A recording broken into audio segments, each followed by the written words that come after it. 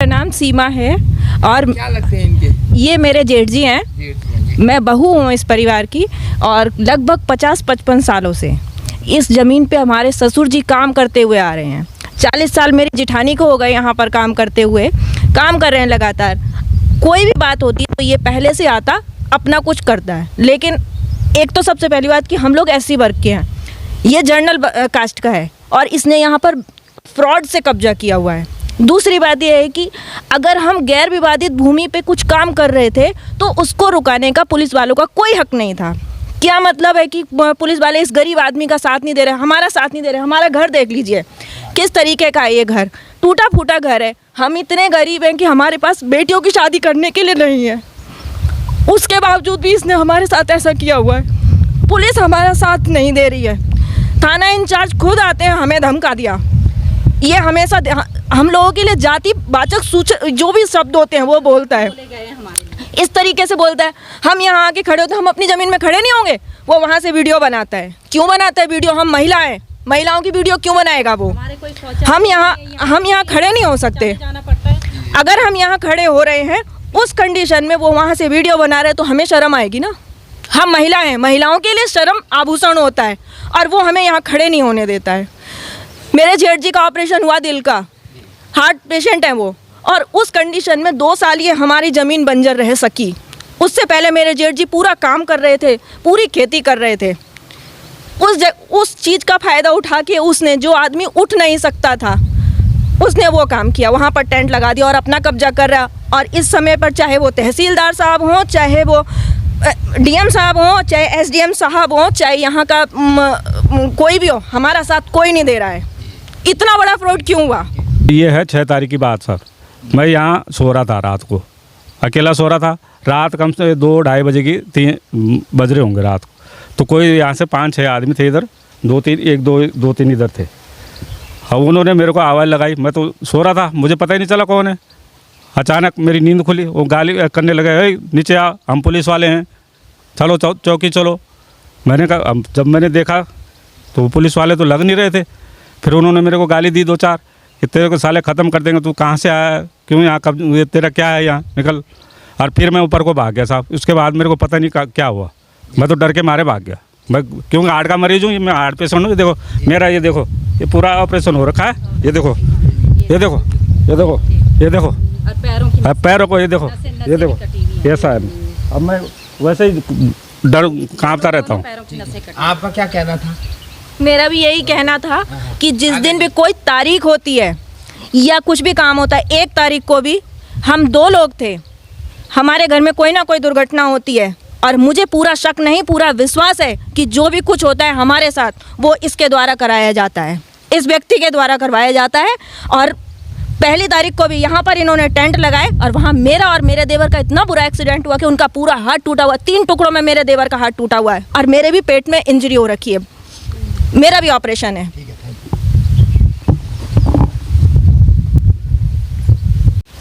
नमस्कार, आपका आंवला डिजिटल मीडिया में स्वागत है। आंवला डिजिटल मीडिया आपको फिर से नरेंद्र नगर तहसील जनपद टिहरी गढ़वाल के फिर से विवादों में आई एक खबर दिखाना चाह रहा है, जिसमें आप साफ साफ देख रहे होंगे कि 17 जुलाई 2019 को युक्ता मिश्रा सहायक कलेक्टर ने एक आदेश जारी किया था, जिसमें साफ साफ लिखा हुआ है कि ग्राम जामरी काटल पट्टी धमांदसू तहसील नरेंद्र नगर जिला टिहरी गढ़वाल के खसरा खाता संख्या 003 में दर्ज खसरा नंबरान 60 से लेकर आप देख रहे होंगे 99 तक।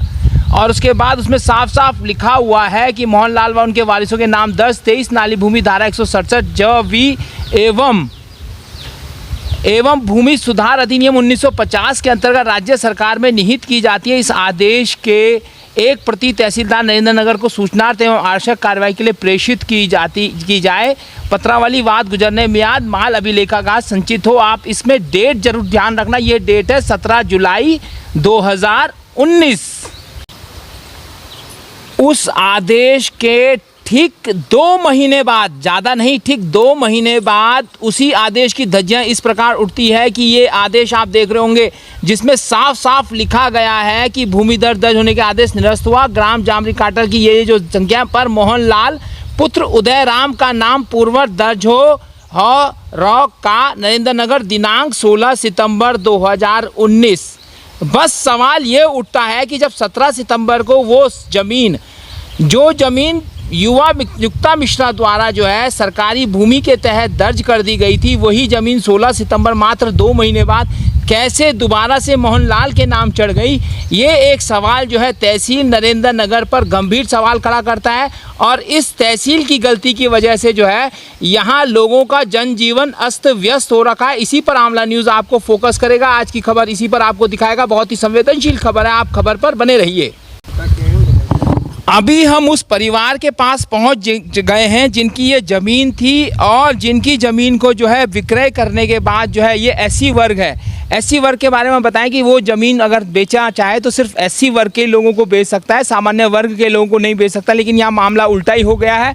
यहाँ मामला इस प्रकार संवेदनशील हो गया है कि जिन पुलिस वालों ने कानून की रक्षा करनी थी, उन्हीं पुलिस वालों ने कानून को दरकिनार करते हुए एससी वर्ग की ज़मीन खरीदी है, जबकि एससी वर्ग की ज़मीन सिर्फ एससी वर्ग के लोगों को ही बेची जा सकती है।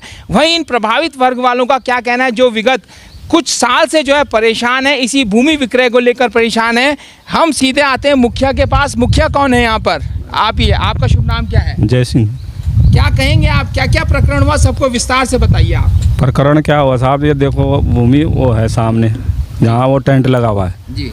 वो भूमि हमारे सब पुश्तैनी भूमि है, सबकी बाप दादाओं की जी। अब ये गलती से पता नहीं क्या क्या हुआ, कहाँ गई, किसने क्या बेचा क्या नहीं बेचा उसका हमें कोई मालूम। लेकिन हम पहले से हमारे बाप दादा इसमें खाते कमाते आ रहे हैं और सब कुछ कमाते आ रहे हैं। 2 अप्रैल ये अचानक बीच में आदमी पता नहीं कहाँ से आ जाते हैं, अपना नाम उसमें दर्ज करा देता है। आपका क्या है शुभ नाम? मेरा नाम जय सिंह है सर। आप किस में, एससी वर्ग में आते हैं? जी हाँ जी, एससी वर्ग के हैं जी। और जो आपको परेशान कर रहा है वो क्या सामान्य वर्ग में या वो एससी वर्ग में? वो सामान्य वर्ग में है सर। तो क्या वो जानता है नहीं है कि एससी वर्ग को ही जमीन बेच सकता है, या आप नहीं जानते कि एससी वर्ग को ही जमीन बेच सकता है? जानते हैं, सब जानते हैं जी, सब जानते हैं। लेकिन ये तो कारण अधिकारियों की और बड़े बड़े डीएम अधिकारियों की मिली भगत है। पता नहीं क्या क्या इसमें झोल मटोल कर रहे हैं, हमें तो पता भी नहीं है। हमें तो पता भी नहीं चलता कि हमारी भूमि कहीं दूसरी जगह चली गई है। हुआ क्या था कुछ दिनों पहले, क्या क्या घटना हुई जिसके लिए आपको कल पुलिस वालों के पास जाना पड़ा? घटना ऐसी हुई सर कि हम जब अपने खेत में बाढ़ कर रहे थे, हमारे यहाँ पे गाय भैंसे अंदर घुस जाती, हम सोचे यहाँ खेती करेंगे, मक्की मुक्की बोनी थी, वो सारे नुकसान कर जाते हैं। उसके हम घेर बाढ़ कर रहे थे, तब अचानक पुलिस वाले आ गए, हमारा काम रुकवा दिया। अच्छा, मतलब जो जमीन का विवाद है वो पुलिस वाले से ही जुड़ा हुआ है, इसलिए पुलिस वाले उनका सहयोग कर रहे हैं और आपको परेशान कर रहे हैं? जी हाँ, जो ज़मीन का विवाद है पुलिस वाले से ही जुड़ा है और वो हमें हमेशा परेशान करते रहते हैं। कई सालों से परेशान कर रहे हैं, कभी कुछ भी कर देते हैं, जैसा मर्जी बर्ताव करते हैं। इधर उधर से जाओ तो वो सामने लगा हुआ टेंट, वो पहली तारीख को लग गया था, 1 अप्रैल 2022 को। हाँ जी, अब वो तब से लगा हुआ है। जहां 17 जुलाई 2019 को आदेश हो गए, ये सारी ज़मीन जो है राज्य सरकार में निहित हो गई, वहीं जो ज़मीन को खुद का मालिक बताने वाले इनको परेशान कर रहे हैं, ये जो पुराने मालिक थे उनको परेशान कर रहे हैं। वहीं तहसील में जो दर्ज हुआ है वो किस प्रकार दर्ज हुआ है, ये भी एक बहुत बड़ा सवाल है। हमारे साथ पूर्व प्रधान और पूर्व प्रमुख प्रतिनिधि भी जुड़ गए हैं। इनका क्या कहना है मोहन सिंह बिष्ट जी का, जो यहीं के प्रतिनिधित्व कर चुके हैं, इस तपोवन ग्राम सभा का प्रतिनिधित्व कर चुके हैं। ये क्या कहेंगे सर आप? साहब मेरा कहना तो ये है कि ये जो ज़मीन है ये इनकी जो जयसिंह है इनकी पैतृक संपत्ति है, हम अपने बचपन से जानते हैं। और मेरी उम्र 60 साल के करीब होने वाली है। मैंने 60 साल की उम्र में ये जो दरोगा है बोंठियाल, इसको कभी, इसके परिवार को कभी देखा ही नहीं यहाँ, और पड़ोस में आना जाना है हमारे बराबर। इनके यहाँ से ये लोग हमारे गांव के आप खेती बाड़ी में सहयोग करते हैं, आने जाना होता है, हम इनके घर पे आते हैं और इसका तो ये खेती बराबर करके आ रहे हैं। ये तो कहाँ से पैदा हो गया, ये तो हमने पहले तारीख देखा, 1 अप्रैल को, उस दिन जिसने टेंट गाड़ दिया और हमारा भी आना हुआ अचानक यहाँ उस समय, और हमने देखा तो उस समय तब देखा तो पुलिस आ गई। पुलिस कहती थी टेंट को उखाड़ो मत, ये तो अभी तो अब लग गया तो लग गया, इसको हम बाद में उखाड़ेंगे जब आदेश होगा, एसडीएम के यहाँ से आदेश होगा तभी हम इसको उखाड़ेंगे। बिष्ट जी, एससी की ज़मीन खरीदने के लिए या तो पहले जिलाधिकारी की अनुमति लेनी पड़ती है, वरना बेची ही नहीं जाती है एससी की ज़मीन गैर सामान्य वर्ग के लोगों को। बिल्कुल ये कानून है कि एससी की ज़मीन को सवर्ण जाति का आदमी बिना परमिशन का ले ही नहीं सकता है। इसी पर जो है सीआरसी बोर्ड में जो राजस्व परिषद है वहाँ से आदेश हुआ है कि इन्होंने यदि मोहनलाल मोंठियाल सनोप जो उदयराम ने यदि ज़मीन खरीदी है, यदि परमिशन नहीं ली तो उसको एसडीएम को आदेश हुआ है कि आप इसको सरकार में निहित करो। सरकार में निहित होने के बावजूद भी ये 2 महीने बाद ये जो है अपने नाम दाखला खारिज करवा रहा है, ये हमारे संज्ञान में आए तो अजनबी बात हो रही है। तहसील में आपको लग रहा है तहसील नरेंद्र नगर भी विवादों में आ गया इस प्रकरण को लेकर? बिल्कुल बिल्कुल विवादों में क्या, ये तो बहुत बड़ी जांच का विषय बन रहा है। इसको तो मुझे लग रहा है कि शासन स्तर की जांच इसमें बैठनी चाहिए और दोषियों के खिलाफ कार्रवाई होनी चाहिए। इस तरह से लोगों की ज़मीन लूटना और ये फर्जीवाड़ा करना, और पुलिस के हिसाब देखो वहाँ तो बोलते हैं टेंट उखड़ेगा नहीं, जब आदेश आएगा और जब ये अपनी खेती के लिए घेरबाड़ कर रहे थे यहाँ पुलिस पहुँच जाती है तुरंत कि इसको बंद करो काम को। इसमें क्यों नहीं लाया आदेश एसडीएम का? तब तो पुलिस कहती ज़मीन के मामले हम कहीं नहीं बोलेंगे।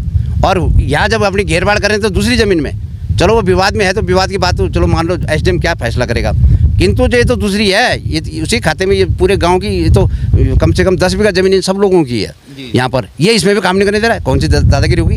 इसके लिए हमने इनको कहा इनके साथ हम चलेंगे और हमारे अपने क्षेत्र में इस प्रकार की गुंडागर्दी नहीं होने देंगे। नाम क्या है? खेम सिंह नेगी। क्या कहेंगे मामले को लेकर? हम ये कहेंगे सर कि 30 साल से हम लोग इन लोगों को जानते हैं और यहाँ पर 3 फसलें होती हैं, मक्की, गेहूँ और धान, और इनके बैल हम लोगों ने साथ में काम किया है। और ये जो है दंगलबाजी हो रही है, ये दंगलबाजी हमको नहीं चाहिए।